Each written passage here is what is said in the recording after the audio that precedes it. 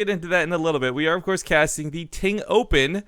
It's a $5,000 tournament with a qualifier set list for each region. This will be the first of many, and we'll talk a little bit more about those qualifiers in just a moment. For now, though, in the bottom left side of Lilac Crest, we've got the green Protoss player. Haven't seen him in a long time. It's AcRo. The top left as the blue Zerg, it's Elazer. Okay, so real quick, if you guys have been watching a lot of stuff on the channel lately, then you know how good Elazer has been looking. Played in the Archon mode tournament, won first place, and they only dropped one map the entire tournament. In general, he's always been like a round of 8 semifinals player, very scary dude, but never quite making the finals of a lot of things. AcRo, on the other hand, was pretty much known for doing one of two things, and that was either A, rage quitting the game very quickly, or B, all-inning and destroying his opponents. Now, I say I haven't seen him in a while, not to say he hasn't been playing in a while, we just actually have not seen him playing in our tournaments for some time. I will never forget, though, one of the first times I saw AcRo was versus Polt in the Zotac Cup. He misplaced his Nexus by 1 grid point in the natural and quit the game. Quit? Yeah. I remember hearing about that, I suppose. I don't remember seeing it. But, I guess, I think I remember his excuse more than anything else. I don't know who told me this. This was before I knew you, probably.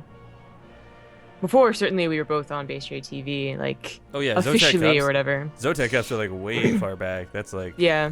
That's what I built the channel with, man. But I heard the story that, like, he was like, versus Polt, that would have, like, killed me if I had to cancel the Nexus. Yeah. I was like, I guess probably.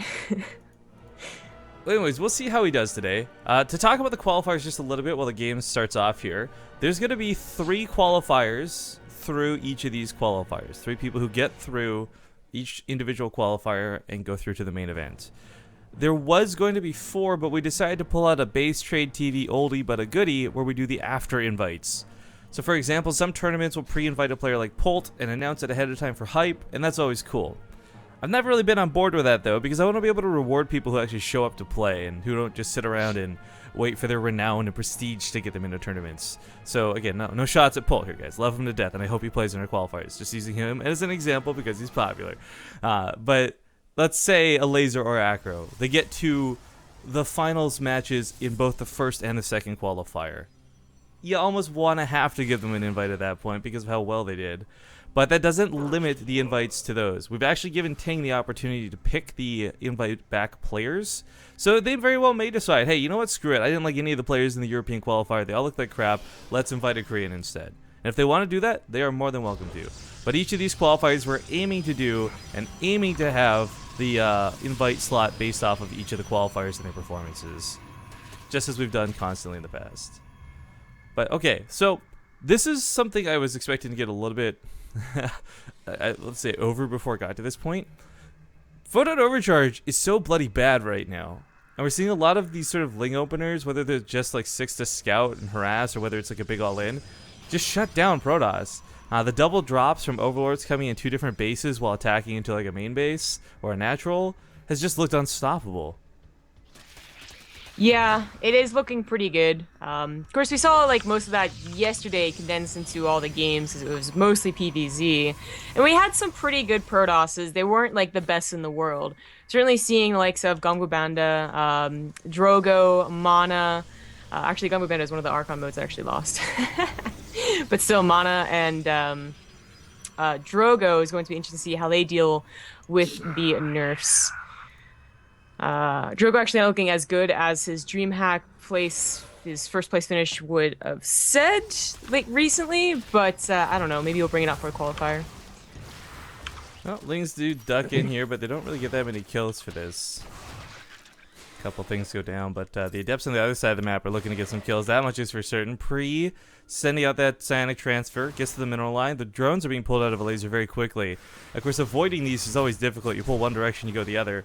The Queen may go down at this base. Spore Crawler does finish up, a couple of Lings and a Roach pop, but in general, AcRo shouldn't die to this. You should be able to still just transfer around to be annoying. Oracle makes it into the natural base, right past that Spore Crawler and into a Queen. Not getting that much done. These Adepts, though, are not being Psionic transferred, so this is a bit of a waste. little bit of an alive spore crawler right there, and the Oracle does in fact live. But dealing that 6 drone damage, had the Adepts been actually phased out and transferred to other bases, probably would have been really good. But as they did just stay on that base, it was not as good as it could have been.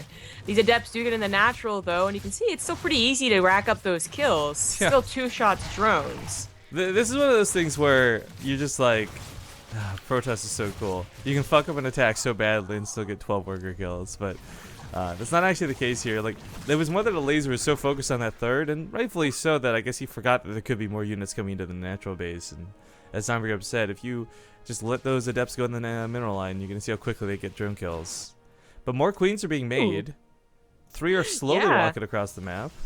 We did see this on Arena, and Arena is the most obvious map to do it on because it's such a short distance. But Lair Crest not exactly a long map either, and of course these spawn positions, it's better than Diagonal, but still a long walk for those queens. Gives AcRo the crucial seconds to maybe get like a Void Ray or the Immortal out, for instance. Of course the queens are there to deal with any of that anti-air, as well as provide a couple of transfuses.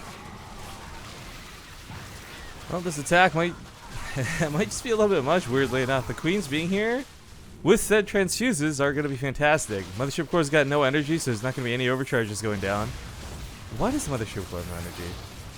I think she recalled. That, I guess there wasn't one that came out too soon. That should have had like a lot of energy banked up by now, but we didn't actually check. They may have been in favor of getting the faster Stargate, so late Mothership Core combined with the potential recall. Yeah. Either way, the Void Ray is going to be the one thing standing, and the queens should easily deal with that. Transfuse is still going down, and this tanky Roach Ravager Queen army is just not going down. Ling's though getting on that front line, and as the Immortal gets trapped in that force field, goes down.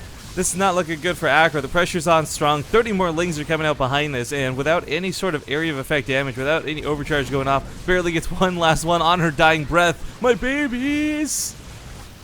This has been hell for Protoss, and it continues to be. AcRo tried his best. It really hurt that the Mothership Core either had to recall, or I think it just might have also popped out like super late. It's like he did everything else without a Mothership Core. Didn't have a lot of photon overcharge. Even at full photon overcharge, though, I'm not sure if there was enough pylons, or that would have been enough damage. Yeah, I don't know. The Oracle tried to get some damage at the end, but as we saw, wasn't quite enough. And that is going to be game number 1, going to Elazer. I like all these call-outs in chat, by